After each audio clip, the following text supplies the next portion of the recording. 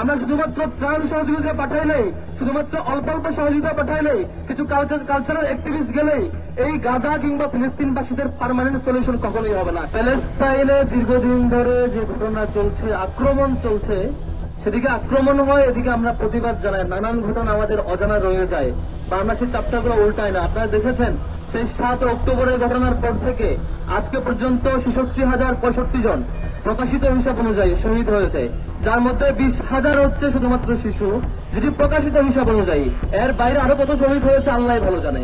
যেখানে সংবাদকর্মীরা সংবাদ সংগ্রহ করতে গিয়ে শহীদ হয়েছেন 365 জন, যেটি প্রকাশ করা হিসাব অনুযায়ী। এই এত মাত্রায় শহীদ অল্প সময়ে, সেখানে আমাদের সামুদ ফ্লোটিলার মধ্য দিয়ে যে বাহিনী, যে নৌযানগুলো আমাদের গিয়েছে, আমাদের বাংলাদেশের শহীদ আন্দোলন থেকে শুরু করে গ্রেটা ধন্যবাদ পর্যন্ত আরো যারা যারা বিভিন্ন দেশের রাষ্ট্র এমপি, সিলেক্টেড অ্যাক্টিভিস্ট, বিভিন্ন কালচারাল অ্যাক্টিভিস্ট অনেকে গিয়েছে। এটা খুব ক্ষুদ্র সহযোগিতা, এটা দিয়ে আমরা অনেক বেশি উৎফুল্ল হচ্ছি, ক্ষুদ্র খাওয়া। এরপরেও আমাদের দিক থেকে অনেক বেশি সাপোর্ট এবং সমর্থন তাদের প্রতি থাকবে যারা এই সাহসিকতা দেখিয়েছেন। কিন্তু এটা দিয়ে ফিলিস্তিনের মুক্তি আসলে হচ্ছে না। দিন শেষে আমাদের যে শহীদের ঘটনা, শাহাদাতের ঘটনা অনবরত ঘটছে, এখনো মারা যাচ্ছে, এখনো শহীদ হচ্ছে।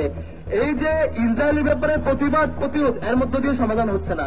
ট্রাম্প আরেকটা ষড়যন্ত্র রেখেছে, আপনারা দেখেছেন যে হচ্ছে তারা 20 দফা প্রস্তাব দিয়েছে, 20টা পয়েন্ট। তার মধ্যে একটা হচ্ছে তিনি ইউকের সেই তৎকালীন প্রাইম মিনিস্টার, যিনি ইরাকে গণহত্যার জন্য অন্যতম দায়ী, টনি ব্লেয়ার, তাকে গাজার প্রশাসক হিসেবে তিনি প্রস্তাব করছেন। কি ঘৃণ্য একটা প্রস্তাব! যিনি ইরাকের গণহত্যার জন্য অন্যতম দায়ী ব্যক্তি, তাকে গাজার বর্তমান ক্রাইসিস ম্যানেজমেন্টের জন্য প্রশাসক হিসেবে প্রস্তাব করছে। আমরা এই প্রস্তাবের নিন্দা জানাচ্ছি এবং বাংলাদেশ সরকারকে এই প্রস্তাবের নিন্দা অবশ্যই জানাইতে হবে। বাংলাদেশ সরকারের প্রতি আমরা সেই দাবি জানাই। আমরা শুধুমাত্র ত্রাণ সহযোগিতা পাঠাইলেই, শুধুমাত্র অল্প অল্প সহযোগিতা পাঠাইলেই, কিছু কালচারাল অ্যাক্টিভিস্ট গেলেই এই গাজা কিংবা ফিলিস্তিনবাসীদের পার্মানেন্ট সলিউশন কখনোই হবে না।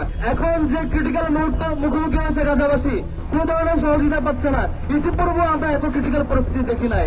আমরা বাংলাদেশ সরকারকে আহ্বান জানাবো, এই ঢাকাকে আমাদেরকে অবশ্যই গ্লোবাল সলিডারিটির হাব বানাইতে হবে। ঢাকা থেকে পৃথিবীর যেখানে কোনো মুসলিম থাকুক না কেন, যেখানে কোনো টর্চারের ঘটনা ঘটুক না কেন, এই ঢাকা যাতে আমাদের সলিডারিটির হাব হয়। আমরা দেখেছি সদ্য কয়েকদিন আগে বাংলাদেশের একটি আমাদের প্রাইভেট ইউনিভার্সিটিতে 3 শতাধিক ফিলিস্তিনি নাগরিককে আসবার কথা ছিল স্টুডেন্ট হিসেবে, সেটি ডিপ্লোম্যাটিক বিভিন্ন কারণে সেটি ক্যান্সেল করা হয়েছে। সেটারও আমরা নিন্দা জানাচ্ছি। চট্টগ্রামের সেই একটা বিশেষ প্রাইভেট ইউনিভার্সিটির 3 শতাধিক স্টুডেন্টকে ফিলিস্তিন থেকে বাংলাদেশে আসার পেছনে যারা বাধা তৈরি করেছে, সেটিও ক্ষতি দেখা দরকার। শুধুমাত্র এটাই নয়, ফিলিস্তিনবাসীকে আরো যতভাবে বাংলাদেশ গভর্নমেন্টের সহযোগিতা করা দরকার, সবকিছু বাংলাদেশ সরকারের থাকা উচিত ছিল। সেটি আমরা ব্যর্থ হয়েছি, সেটা আমরা দেখি না সফল রেসপন্সটা। বাংলাদেশ সরকারের সরব রেসপন্স আশা করি। এবং আপনারা দেখেছেন কয়েকদিন আগে, বেশ কয়েক মাস ধরে ইসরায়েল সেই আগ্রাসন ফিলিস্তিন কিংবা গাজার মধ্যে সীমাবদ্ধ রাখে নাই, সেটা আশপাশের 7টা দেশে আক্রমণ করেছে।